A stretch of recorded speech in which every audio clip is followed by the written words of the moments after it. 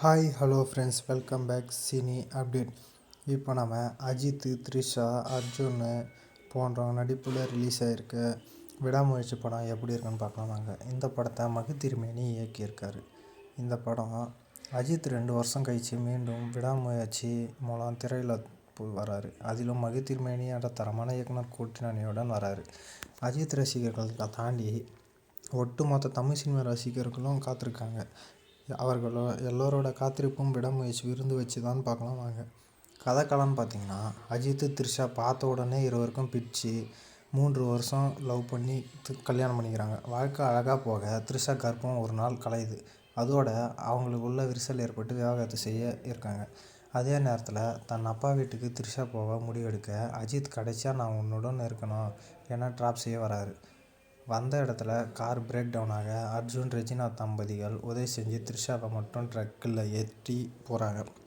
ஆனால் ட்ரக்கில் ஏறிய த்ரிஷா காணாமல் போக அர்ஜுனை தேடி வந்தால் அர்ஜுனும் நீங்கள் யார், எனக்கு யாருன்னே தெரியலையே அப்படின்னு சொல்கிறாரு. அஜித் போலீஸாரிடம் போராடியும் எதுவும் கிடைக்காத நேரத்தில் அஜித்தை ஆரோ கேங் அடித்து அர்ஜுனிடம் அழைச்சிக்கிட்டு போகிறாங்க. அங்கே பெரிய ட்விஸ்ட்டு ஒன்று ரெஜினா சொல்ல, அதன் பின் அஜித் த்ரிஷாவை கண்டுபிடிச்சாரா, ரெஜினா சொன்னது உண்மைதானன்றது தான் மீதி கதை படத்துக்கு. அஜித் இப்படி ஒரு மாஸ் ஹீரோ. இந்த கதைக்களத்தை தேர்ந்தெடுத்ததற்காக அவரை பாராட்டலாம். அஜித்தை விட இந்த கதாபாத்திரம் ஒரு நார்மல் மனுஷன் பிரச்சனை வந்தால் அவன் தெம்புக்கு என்ன செய்வானோ அப்படி இதை உருவாக்கியதற்கு மகி பாராட்டு. அஜித், த்ரிஷா இருவரின் ஜோடி திரையில் அத்தனை அழகு. அதிலும் இளம தோற்றத்தில் அஜித் தோன்ற காட்சி சூப்பர். த்ரிஷா தன் வீட்டுக்கு போக வேண்டும் என கூறி இருவரின் பயணம் ஆரம்பித்ததும் நல்ல கதை சூடு பிடிக்குது. அதிலும் ஆரோ கேங் செய்யும் அட்டகாசம், அதை தொடர்ந்து அர்ஜுன், ரெஜினா வருக, த்ரிஷா காணாமல் போவது என ஒரு பதட்டம் படத்தில் இருந்து கொண்டே இருக்குது. ஆனால் காட்சிகள் கொஞ்சம் மெதுவாக நகர்வது சினிமா ரசிகரை தாண்டி ஆளுமா டோலுமா எதிர்பார்க்கும் அஜித் ரசிகர்களுக்கு கொஞ்சம் பொறுமையாக சோதிக்குது தான். மேலும் அர்ஜுன், ரெஜினா பேக் ஸ்டோரி மகி பேட்மேன் படத்தில் வரும் ஜோக்கர் ஹர்லி குயின் போல் உருவாக்கியிருக்காரு. அதிலும் ரெஜினா தன் தோழியை கொலை செய்யும் காரணம் எல்லாம் வெறும் சைக்கோத்தனம்னு தான் சொல்லணும். படத்தின் மிகப்பெரிய பலமே அனிருத்தோட மியூசிக். மெதுவாக நகரும் காட்சிகளை கூட தன் பின்னணி இசையால் தாங்கி பிடிக்கிறாரு. அதிலும் அஜித்தே என கத்துவது போல் அவர் போட்ட இசை தேட்டரையே வைப் ஆகுது. கிளைமேக்ஸ் பத்திக்கிச்சி சாங் ரசிகர்களுக்கு விருந்து.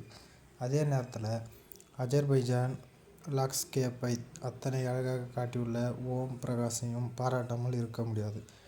மேலும் ஆரோவுடன் காரில் நடக்கும் சண்டை காட்சி சுப்ரீம் சுந்தர் மாஸ்டர் கிளாஸ்.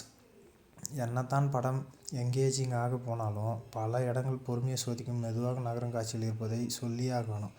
2ஆம் பாதி இன்னமும் மகி கவனம் செலுத்தியிருக்கலாம் திரைக்கதையில். படத்தோட ப்ளஸ்ன்னு பார்த்தீங்கன்னா, அஜித் முழு படத்தையும் தன் நடிப்பால் தாங்கி போகிறாரு. அப்புறம் அனிருத்தோட இசை. படத்தோட ஒளிப்பதிவு ஃபர்ஸ்ட் ஹாஃப். மைனஸ்ன்னு பார்த்தீங்கன்னா, 2ஆம் பாதி இன்னும் கொஞ்சம் விறுவிறுப்பாக கூட்டியிருக்கலாம்.